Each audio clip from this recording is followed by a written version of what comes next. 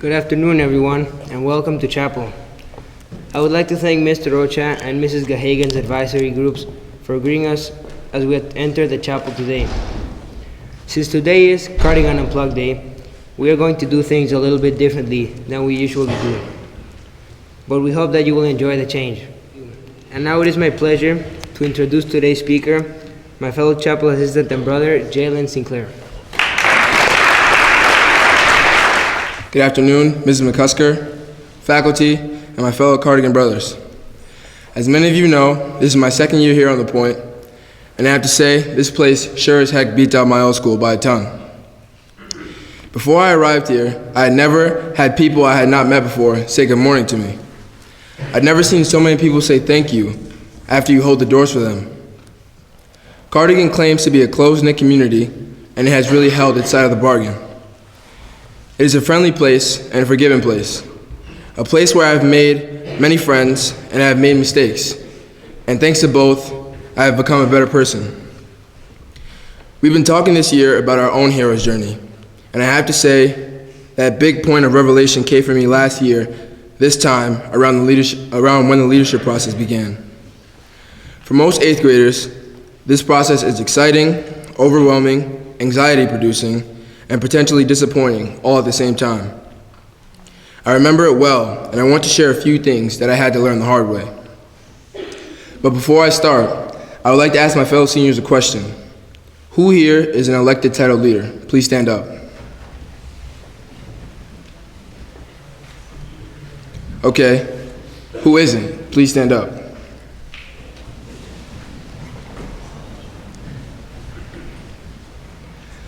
Now, while you guys are standing, I'll ask the elected title leaders to sit back down. Now, for those of you seniors still standing, some of you applied for leadership and some of you didn't. Either way, I'd like you to consider this question and answer truthfully. Have you been able to lead and have an impact in this community in some way, even though you were not technically a titled leader? Any hands? Feifel. I think we can all agree that he's one of the best leaders we have. Okay, you can sit down now. We call that kind of leadership roving leadership. The kind where someone sees something that needs to be done and steps up to the plate to make sure it gets done, even if he was not specifically elected to do so. We admire roving leadership around here because it is true leadership. Many of my own friends are not titled leaders, but they are still some of the best roving leaders who help keep this community whole. We have all known elected titled leaders who are really good at what they do, but let's be honest, we also have learned elected titled leaders who are not doing such a good job at what they do. It's not the title that makes a leader, it's the person's character that makes him a good leader or not. In the coming leadership process, many 8th graders will apply for a titled leadership role. Some will be chosen, but many will not be. In fact, most will not be. Going into the process, you have to have an open mind, the ability to overcome adversity if necessary. Here is something I wish I had known at this time last year. It is a good idea to commit beforehand to being a leader, whether you are elected or not. That way, your intention is clear. You want to lead, not just get elected. You want the job, not the title. You want to serve others, not just be honored by others. When I applied for leadership myself, I wasn't clear about my intention, about why I was really applying for leadership in the first place. Because of that, I felt incredibly anxious and afraid about walking into the chapel on the evening of the investiture ceremony when election results were revealed. I didn't know what the outcome would be. Would my name be called? Would it not be? If I do get called, what would my leadership role be? Looking back, I would have been much better off being clear in my intention. For example, I could have walked into that ceremony thinking, no matter what happens tonight, my intention is to lead and to serve others to make this community the best it can be, with a titled role or without one. Then no matter the outcome, I would have been okay because I would have known what I intended to do. But unfortunately, I didn't have the benefit of a wise senior leader giving me this helpful chapel speech at this time of last year. Lucky for you. So what happened was very different. My name was called, but when I received my leadership role as chaplain's assistant, I wasn't the happiest camper. In fact, I wasn't really happy at all. And I let my disappointment show in the expression on my face and my body language. At that moment, I was being closed-minded and pretty much thinking of only myself. But as the evening went on, I felt more and more such like a complete idiot. As I looked around, I saw many of my fellow classmates crying because they were not elected to titled leadership at all. And here I was, showing that I was mad simply because I didn't receive the role that I wanted. Looking back on it, I feel embarrassed that I acted that way. And maybe, better late than never, I want to apologize for my actions that night. I remember Dr. Perryman took me aside and told me that I did not have to accept the position, and I told her immediately, no, I'll do it. She answered, you'll sleep on it and let me know tomorrow, but you need to know this. I'm not interested in you and Andres being chaplain's assistants, but I want you to be chapel leaders. But if you want that title, you have to earn it, and you have to figure out how to do so. So this year, Andres and I came back at the beginning of the school on a mission. That mission was to change the role of chaplain's assistants to a role that kids actually wanted. Yeah, we've had a joke slapped on us once or twice, but it's all in good fun, and we can take it. Because at the end of the day, there are no other leaders that the whole school has to hear from almost every single day. And you guys do have to listen to us every Thursday, whether you want to or not. Andres and I realized that we had a huge opportunity to use our leadership positions to make changes that we wanted to see, instead of just doing things the way they always had been done. So with your help, we have had 28 different advisory groups, so about 168 different people to serve as chapel greeters to welcome everyone into our community gathering this year. Likewise, Andres and I felt that it was important and less boring for everyone to have an opportunity to offer thanks for the good things we enjoy here on the Point. So even though last year's chapel assistants said the blessing themselves every single time, we took that lead in inviting and involving all of you into this community activity. We can count on one hand the number of times that we have offered the blessing ourselves. We have been very proud to introduce and thank over 200 people, students, faculty, staff, alumni, parents, trustees, and guests who have said the blessings on behalf of our community this year, and we look forward to seeing who everyone will challenge this week. Speaking of which, Luis, who would you guys like to challenge?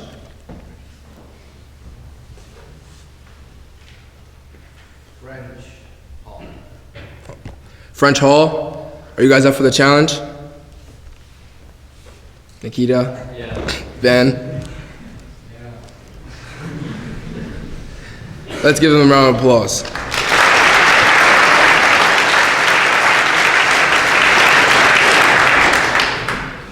So for all of you returning 8th graders, I would like to give you the following challenges that I wish someone last year had given me. 1, commit to leading and serving this great community, whether you are elected or titled leadership or not. People who have gone before you have served and led you, and now it is your turn to step up to the plate.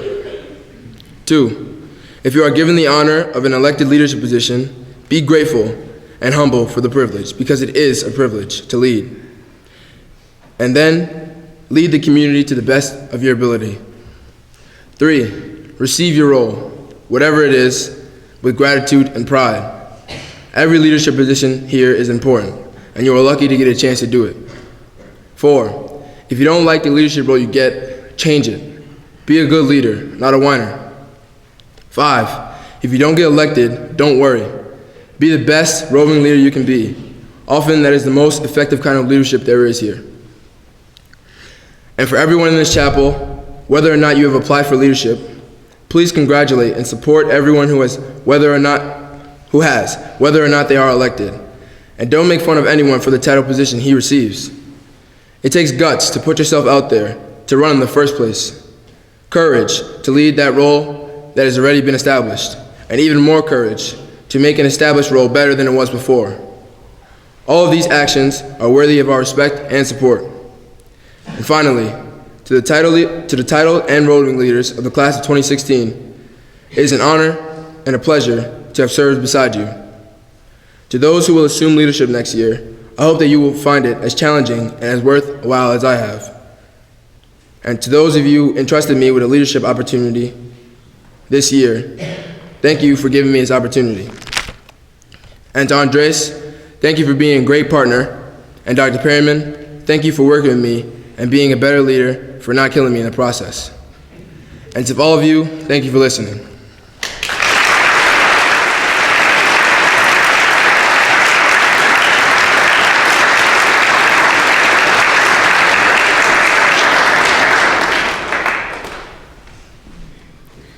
All right, thank you, Jalen, for your courageous and powerful insights.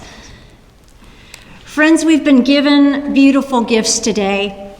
A welcome, warm, sunny day, as well as permission to unplug from our devices and to plug in to the world around us. We're going to use the rest of our chapel service today to take a mindful pause, to notice quietly the blessings of the day. As you are dismissed, please follow your advisor outside and onto the chapel lawn. For our purposes today, the chapel lawn is anything on the side, the hill down to gates, in front of the chapel and back of the chapel, or on this side. If you hit pavement or a rock wall, you've gone too far. Now, advisors, it's your choice. Please, you decide where your group is going, and boys, follow your advisor. Find a spot, any spot that you like, where you and your group will be comfortable, and make sure that it is a respectful distance away from any other group. When you find your spot, all of you, you can sit down, you can lie down, you can stretch out, whatever you like, as long as you are quiet and staying about 4 to 5 feet away from the next guy. Now, the tricky part to all of this is that it must be done in complete silence. When you find your perfect sunny spot or shady spot, get comfortable and don't disturb the peace. You can close your eyes if you like. You can look at the clouds rolling by or something, anything other than another person. Listen to the sounds that you hear around you, and holding strong silence, if we all do, we'll be able to notice and connect with the world here on the point in a way that we usually don't have the opportunity to do. Now, you may feel sleepy and you may want to take a nap out there. If so, listen to your body and do it. Or you may feel alert and want to pay close attention to a bug in the grass. If you want to do that, do it. This is your time to connect with your own inner self and to give yourself the freedom to simply be.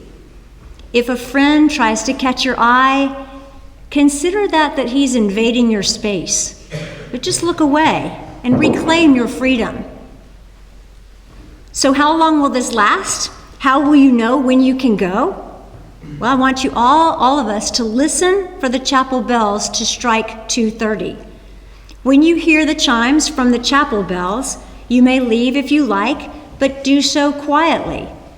Some people might still be napping, and we don't want to disturb them. I promise you all, I will hang around and wake anyone up, student or adult, at 2:45 so they can get to clubs on time. Now then, if you were in the dining hall at breakfast this morning, please raise your hands. Okay, you can lower them now. Thank you. For those of you who missed it, I asked just the 8th graders, one time only, to choose strong silence, and I gave no further instructions. Within seconds, a hush fell on the whole dining hall. Now, what happened in that moment was pretty cool, but it wasn't magic. It was simple neurobiology. Each of the 8th graders chose for himself to be quiet and to regulate or steady his own nervous system. With so many people doing that at the same time, the effect was actually contagious.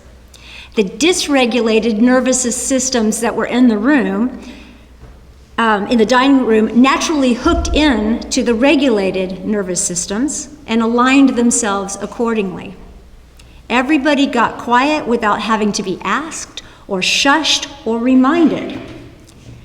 The key to this strong silence is that you have to choose it for yourself, not for anyone else.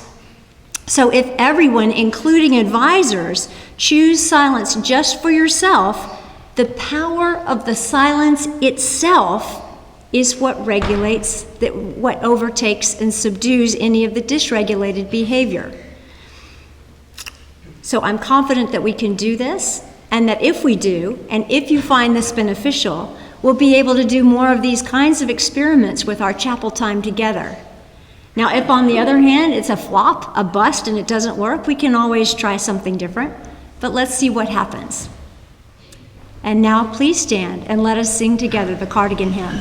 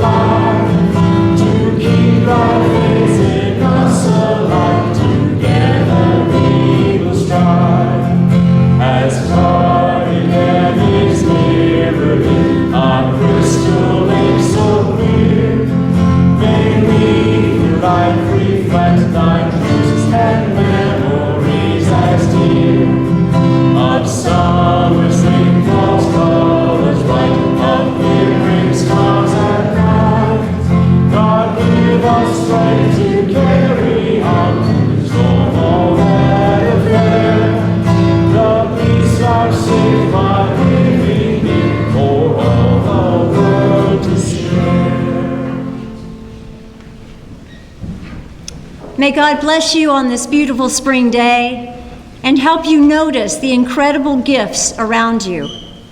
The warm sun on your face, the smell of springtime, the cool breeze, the silence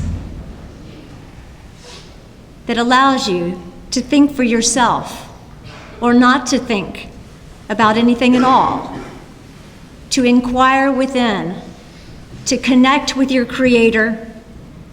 God made you a human being, not a human doing. So go now and just be. Amen.